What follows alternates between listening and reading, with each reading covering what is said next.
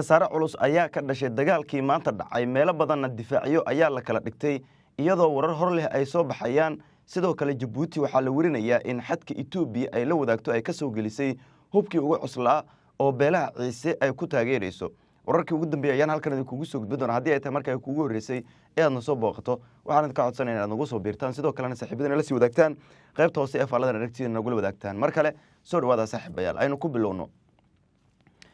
subaxnimadii hore ee saaka dagaal qaraar ayaa la wariyay in uu ka dhacay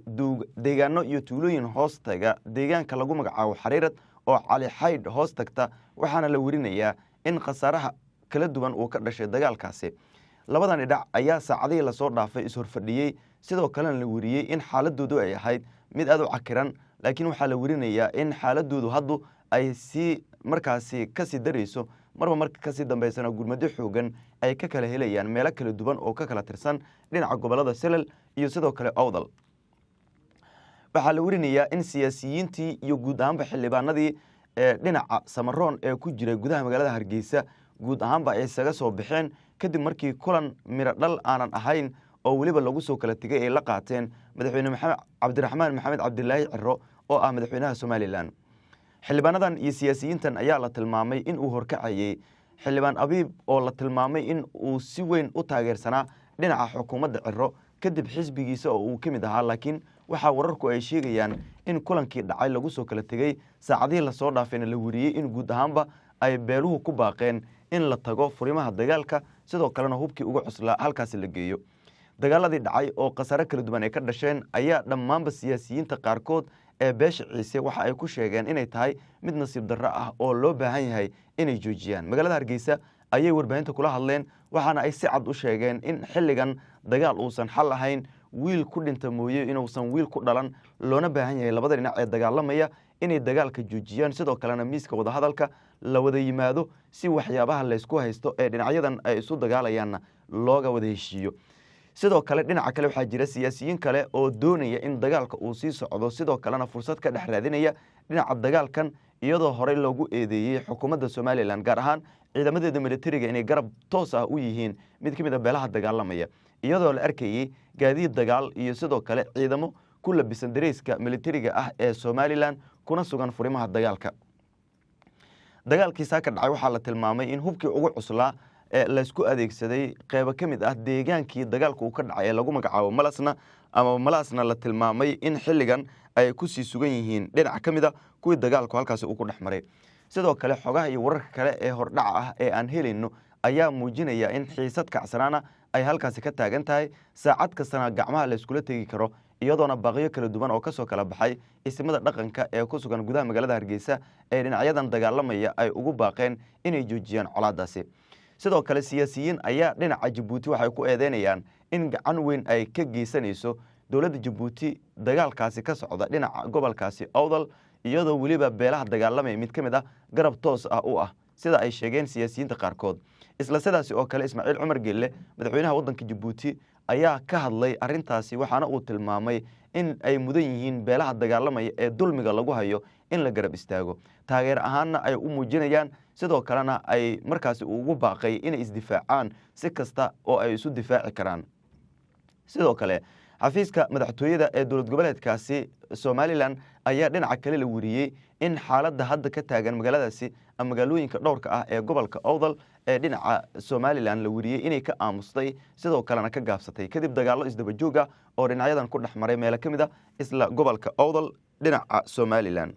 ilaa iyo hadda ma jirto xog rasmi ah oo laga helay dagaalkii qaraaraa ee saaka subaxnimadii hore faraha la isaga gubtay leeskuna adeegsaday hub leh noocyo kala duwan. dagaallo horey u dhacay waxa ay sababeen khasaarihii ugu xooganaa oo waliba isugu jira dhimasho iyo dhaawac deegaanada qaarkood oo biyo dhaadheer iyo biyo kulul ilaa iyo usuuli deegaan kale oo lagu magacaabo isna dhinaca gobolka Awdal gaar ahaanna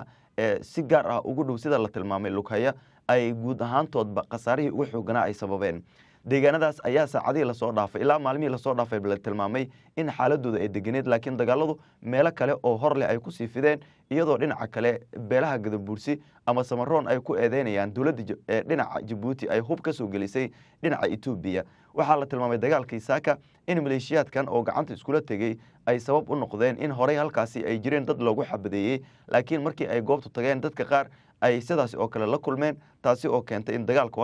halkaasi kasii qarxo. deegaanada qaarkood ee gobolka Awdal ayaa laga dareemayaa xiisad kacsanaan ah, meelaha qaarkoodna waxaa laga maqlayaa rasaas goosgoos ah oo dhinacyadan ay ridayaan, sidoo kalena ku muujinayaan joogitaanka meelaha ay gacanta ku hayaan oo qof walba waxa uu ku dadaalayaa si gacan kuweyntiisa uu u sii xajisan lahaa. isla sidaas oo kale dhinaca gobolka Salal maleeshiyaad kale oo hubeysan oo iyagana la tilmaamay inay kasoo kala jeedaan Gadabuursi iyo Ciise ayaa la tilmaamay in iyagana hubkoodii ugu cuslaa ay la soo baxeen oo saacadihii lasoo dhaafay ay tilmaameen in ay sheegeen inay diyaar u yihiin ku biiritaanka dagaalkaasi ka socda gobolkaasi Awdal si ay yiraahdeen ay uga hortagaan maamulka Goban State oo la tilmaamay in xildhibaanada qaar ee dowladda federaalka Soomaaliya ay qayb ka yihiin oo waliba ay horkacayaan. sidoo kale waxaa jira saaxiibayaal warar kale oo dheeraad ah oo Somaliland ka soo baxaya oo waliba dagaaladan ay aaminsan tahay in gadaal ka riixayso dowladda dhexe ee Soomaaliya, dowladda Sacuudiga iyo sidoo kale dhinaca Djibouti. waxaana guud ahaantoodba ay ku eedeysay in arinta ka socoto gobolka Awdal haddii dhibaatooyinka ay sii kordhaan, dagaaladan ay sii socdaan, ay ka dambeyso dowladda dhexe ee Soomaaliya, dowladda Djibouti iyo sidoo kale Sacuudiga oo la tilmaamay in warbaahinada ka soo baxa si weyn ay u bunbunanayeen maalmihii la soo dhaafay.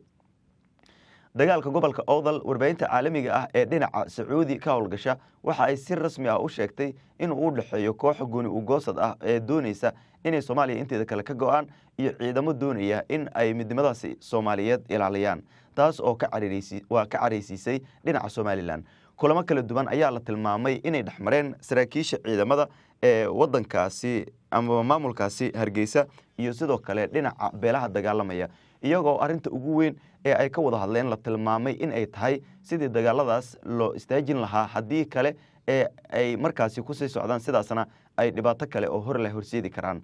dagaalada noocan oo kale ah laascaanood ayay xukuumadda Somaliland ee uu hogaaminayay Muuse Biixi Cabdi kula gashay ugu dambeyn waa looga soo itaal roonaaday, waa laga soo saray magaaladii. hadduu maamul kale oo gaar ah oo waqooyi bari Soomaaliya la yiraahdo ayaana dowladda federaalka Soomaaliya ay ka dhistay. hadda waxay u muuqataa in gobolka Awdal qayb ka mid ah ciidamada ka dagaalamaya ee Somaliland si awood